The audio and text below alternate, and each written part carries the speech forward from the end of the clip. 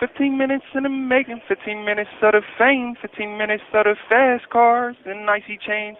I'm addicted to the fast life, it's so insane. 15 minutes in the making, 15 minutes of the fame.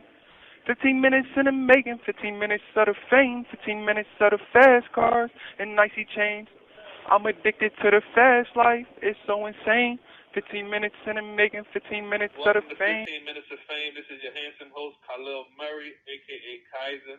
Assalamu alaikum wa rahmatullahi to the Muslims and to everybody else. Salute.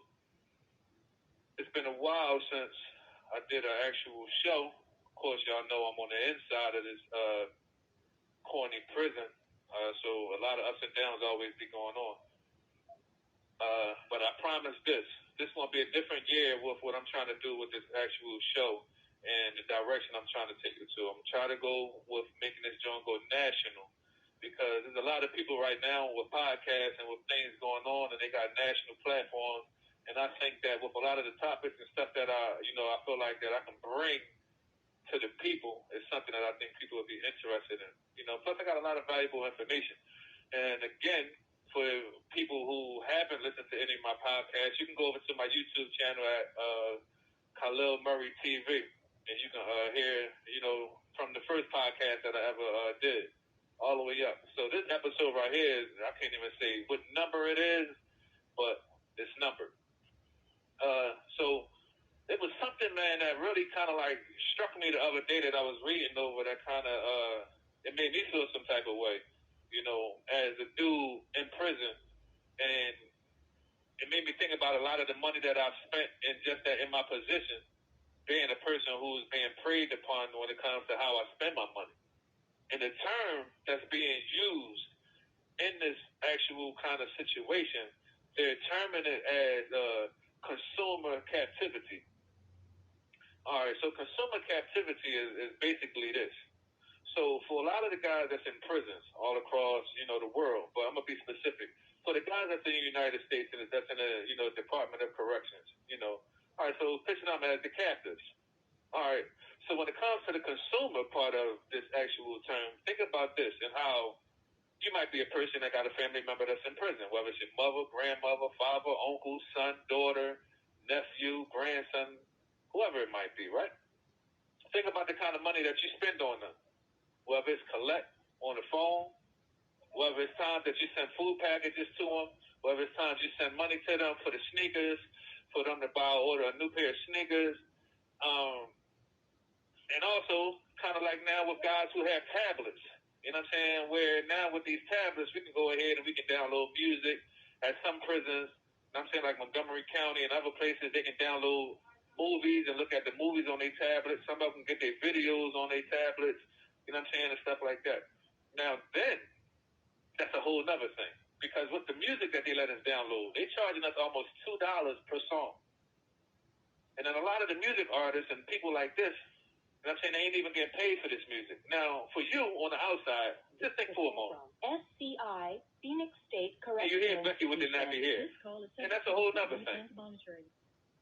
You're going to hear her, and I call her Becky with the nappy hair because that's my relationship with her. But you're going to hear her more than once on this podcast right now, right? For this 15 minutes, you're going to hear her more than once. But then think about the collect that you play, to have this 15-minute phone call with your family member, but how many times it's interrupted? Like they don't know and we don't know where your loved one is at.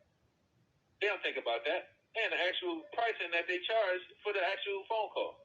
But back to the point. They're charging us almost $2 to download a song.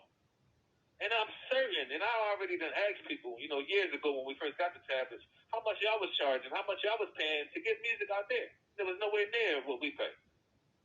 So then now, this is another thing. Sneakers, right? The sneakers that they give us, if you go online and look at the sneakers that they give us, it's like Kmart sneakers, man. And they only give us all black sneakers. Now, before it was all white sneakers, because they had a thing, they said they don't want us to have all the colors and all that kind of stuff because of the gangs and all that kind of stuff. So they don't want us to give us different colors because guys be fighting over the colors and whatever, right? So they give us these sneakers. Now, this is what they do. They charge us $60 to $70 to $80 for a pair of sneakers, right? Then a lot of these sneakers is so cheap By the time you play basketball in a pair of them, or worked out in a couple times in a pair of them, they leaning, they running down, like they ripping. Then it's been times when they sold us New Balances or Nikes that I'm telling you, all of the right feet of these sneakers, the insole is leaning. And I'm saying, like, you'll see a person, like, if you walking, you see a person walking ahead of you, you'll see the inside, the insole of their right foot leaning in the inside. So that means, and this ain't no that means, because people can be like, that's your opinion, or whatever.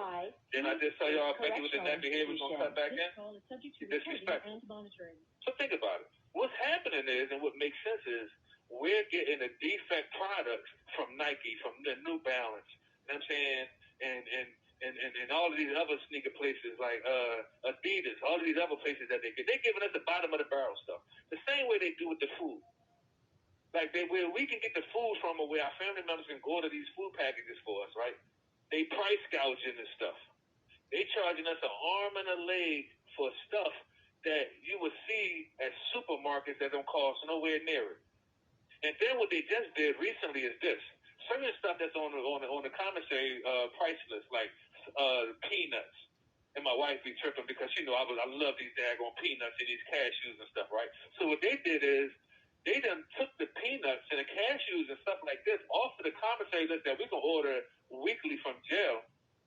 And then they took them off of their out of stock. And then they put them on a food package zone that your people can only order you quarterly.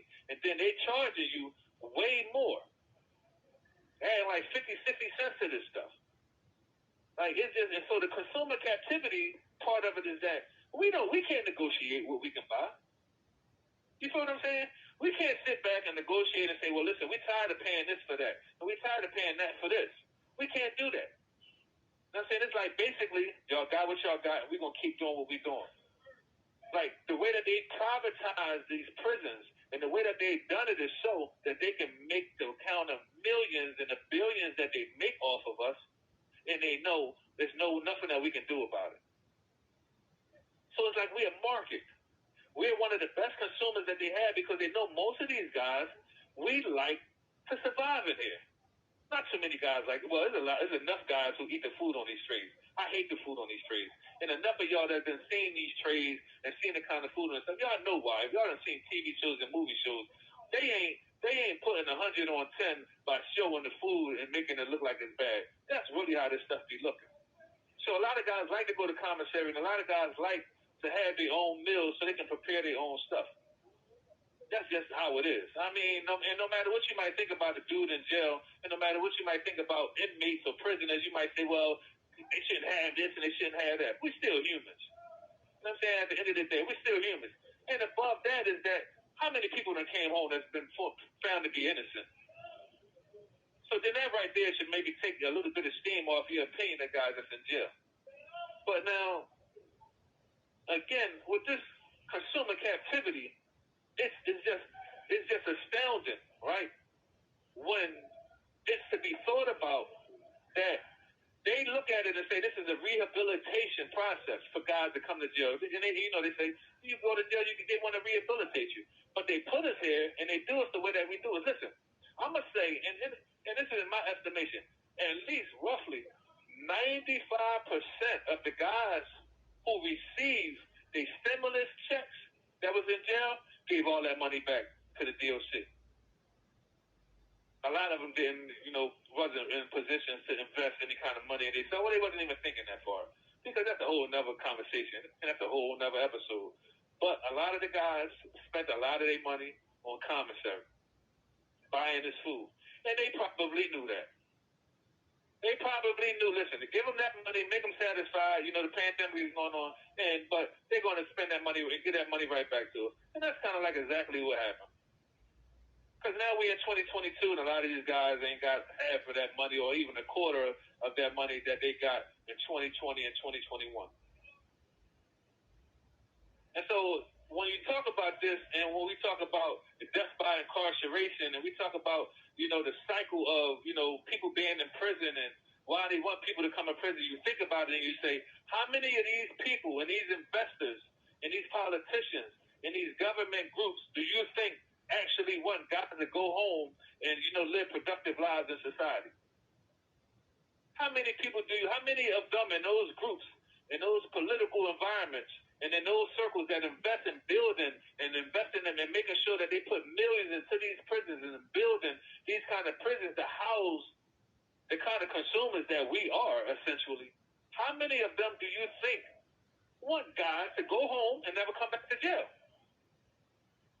Because if we answer that question, you have to also go ahead and ask the question and say, well, do you think they want to lose that kind of millions and billions as shareholders and people that's investing into these privatized business of these prisons? There's no way that they want to lose that kind of money.